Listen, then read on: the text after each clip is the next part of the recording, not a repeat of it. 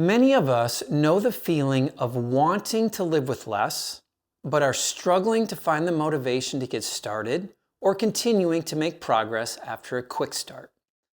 The desire is there, but the energy or commitment to the process can be hard to find at times. Sometimes we find the work is more emotionally tiring than we thought. Sometimes we realize that the project is going to take longer than we thought. Other times, life just gets in the way. But regardless of the reason, it's a frustrating place to be, living between where you are and where you want to be. However, it is a feeling that many of us have experienced. In fact, from the interactions I have with people, there are a lot of people living in this struggle.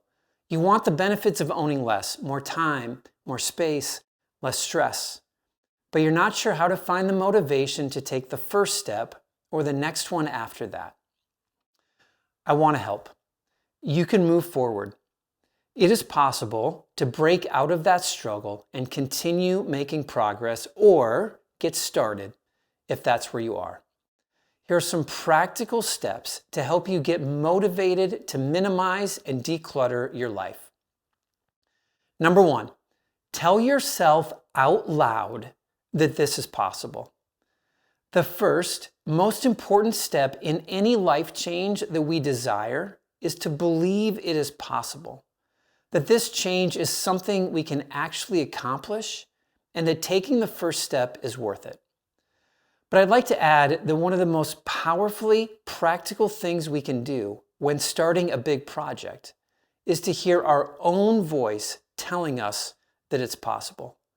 So find a quiet moment, look yourself in the mirror, and say out loud, I can do this. Number 2, understand that it won't be done overnight. One of the biggest roadblocks to getting started is the overwhelming thought that everything needs to be done at once.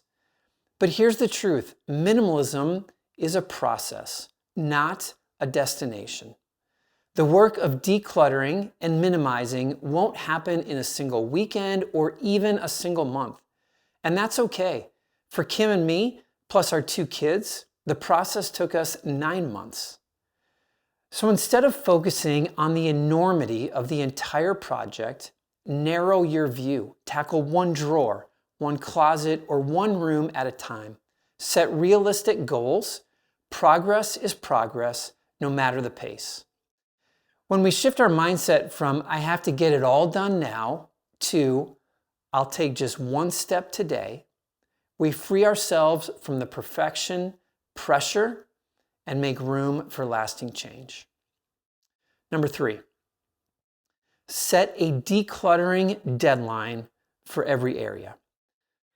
Understanding that this process will take time opens yourself up to not being overwhelmed.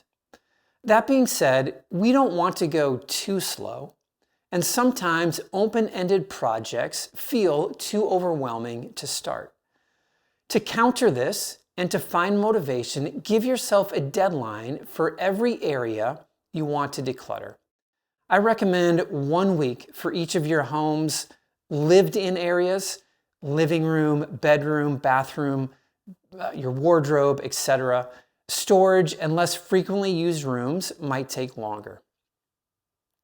Zoe Kim once brilliantly said, "You can always declutter just a little bit at a time, but do you really want to be decluttering for the rest of your life?" And she is right. So set a deadline for the areas in your homes. This helps manufacture urgency and focus, helping you overcome procrastination.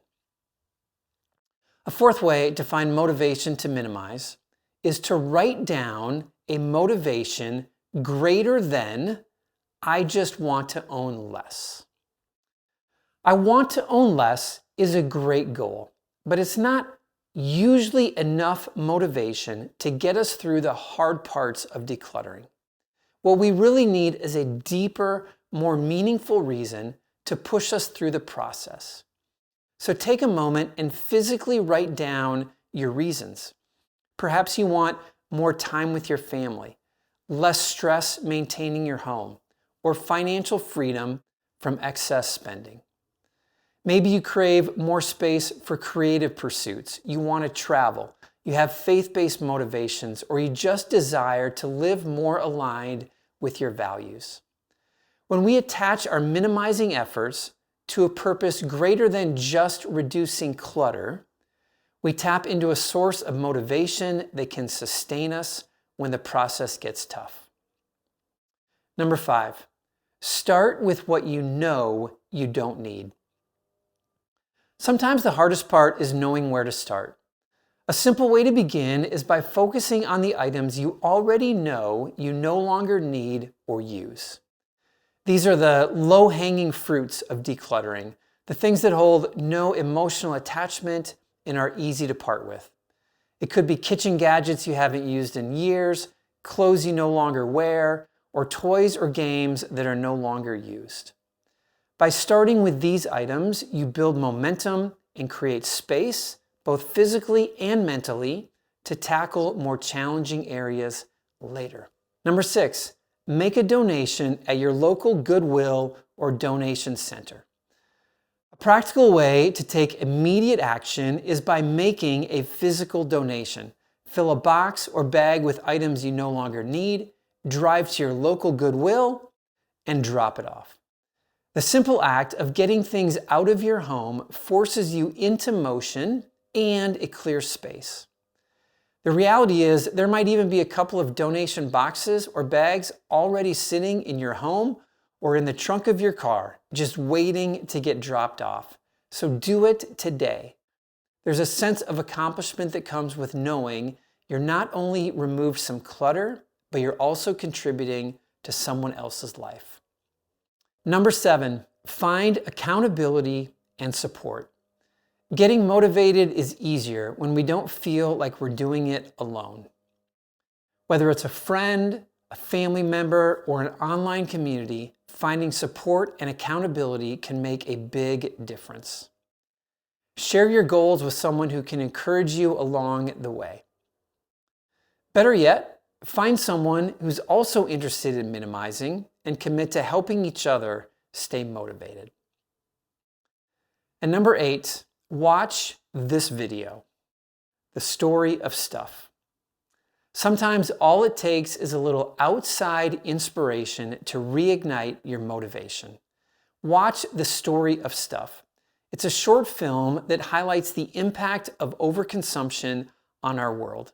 The video is 20 years old, but it is equally relevant today as the day it was published. In fact, it was one of the most motivational videos I watched while pursuing minimalism, and I know it will inspire you as well. Minimalism is a process, but it does have an endpoint, and you'll love it when you get there.